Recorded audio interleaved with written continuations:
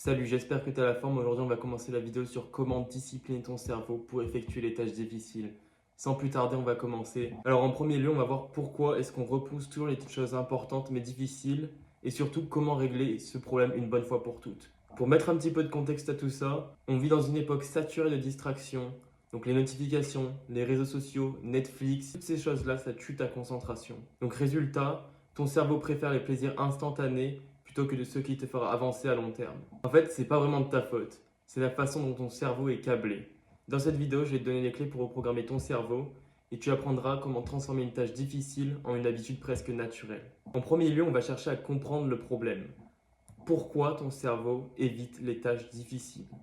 Ton cerveau fonctionne sur deux modes, soit éviter la douleur, soit rechercher le plaisir immédiat. Ce qui veut dire qu'une tâche difficile, ça donne de l'effort et ça donne de l'inconfort à ton cerveau, ce qui veut dire que ton cerveau dit non merci à cette tâche. Donc par exemple, si tu veux bosser sur un projet, ben d'un coup, tu as TikTok qui te tend les bras.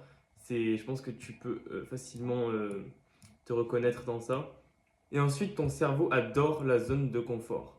C'est-à-dire que ton cerveau préfère ce qui est familier et facile parce que c'est moins risqué. Ton cerveau est là pour te protéger. Donc procrastiner, en fait, ça te maintient dans un faux sentiment de sécurité. Et c'est ton cerveau, encore une fois, qui est comme ça.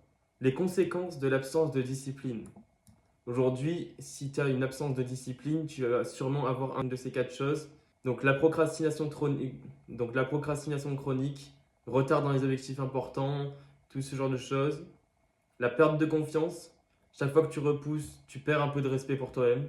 Le stress et la culpabilité. Ce que tu évites de faire aujourd'hui, ça reviendra plus fort demain. Maintenant que tu comprends pourquoi c'est si difficile, on va voir ensemble comment régler ça. Sans plus tarder, on va partir sur les stratégies pour discipliner ton cerveau. En premier lieu, on va chercher à reprogrammer ton cerveau. Donc la première chose que je veux que tu fasses, c'est la visualisation. Imagine ton objectif final, ressens l'accomplissement et les bénéfices que tu ressentiras. Pense à la fierté que tu ressentiras après avoir fini un tel objectif, une telle tâche. Connecte-toi émotionnellement à ce que tu vas accomplir.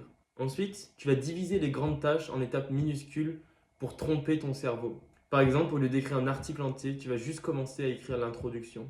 Ensuite, conditionne-toi avec des repères visuels. Garde un objectif lié à ton objectif en vue. Par exemple, si tu veux lire plus, pose un livre sur ton bureau. Ça aide ton cerveau à rester concentré sans attendre un élan de motivation. Quelque chose de très important ensuite, c'est de suivre tes progrès visuellement. Note tes efforts ou utilise un tableau pour voir tes progrès. Ça te donne envie de continuer car tu visualises ton avancée. Et ça, c'est super important de voir à quel point tu progresses. Parce que la plupart du temps, on n'a pas de visuel sur nos progrès. Ensuite, identifie tes habitudes domino. Certaines habitudes ont un effet boule de neige sur ta vie. Pour moi, c'était me lever tôt et tenir un journal. Trouve les tiennes et focalise-toi dessus. Priorise tes objectifs.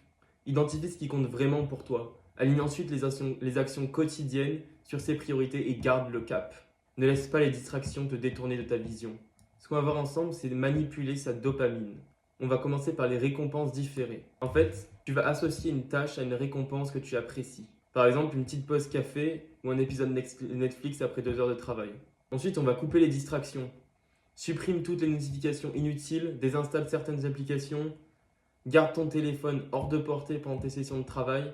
Tout ça, c'est super important. Et les distractions, c'est ce qui va tuer ta concentration à chaque fois. Gamifie ta vie. Alors ça, je pense que peu de gens en parlent, mais c'est de transformer tes tâches en jeu. Tu te fixes des récompenses pour chaque étape franchie, comme si tu débloquais un nouveau niveau dans ton jeu. Et ça rend le processus plus fun et plus motivant pour toi. Ensuite, pratiquer les micro-engagements. Commence par de petites actions quotidiennes, par exemple 5 minutes ou faire un exercice rapide. Ce qui compte, c'est de respecter tes engagements, même les plus petits. On va voir ensemble les routines et habitudes. Le mieux, c'est de créer une encre matinale. Commence la journée par une tâche difficile pour démarrer en force. Exemple, rédige une page, fais 10 minutes d'exercice. Le principe de constance, c'est super important. Faire chaque jour un petit pas vers tes objectifs, même si c'est minimal. Vous avez sûrement entendu parler du Kaizen, 1% chaque jour, c'est la même chose. Ce qu'on recherche, c'est l'effet cumulé. Associe tes nouvelles habitudes à une routine déjà ancrée. On appelle ça une habitude d'ancrage. Par exemple, si tu veux méditer, tu le fais juste après ton café du matin. En fait, en liant une nouvelle habitude à une routine déjà existante, ça s'ancre beaucoup plus facilement. Évite la fatigue prédécisionnelle. Il faut savoir que chaque décision qu'on prend dans une journée nous épuise. Et donc, le fait de minimiser ces décisions et d'en avoir moins à prendre, ça améliore aussi la qualité de celle-ci. Par exemple, vous avez sûrement entendu parler de, je ne sais plus quel était le millionnaire qui faisait ça, je crois que c'était Mark Zuckerberg, où il essayait de réduire à chaque fois sa fatigue décisionnelle en portant la même chose tous les jours, donc les mêmes habits tous les jours, et en faisant les mêmes habitudes tous les jours. Donc prends un maximum de décisions la veille. Ta tenue, l'organisation de ton espace de travail, ta to-do list, tes tâches importantes, ça te permettra d'économiser ta volonté pour les moments où tu en as vraiment besoin dans ta journée. On va voir ensuite les modèles mentaux puissants. La première chose, c'est d'éliminer la négociation interne.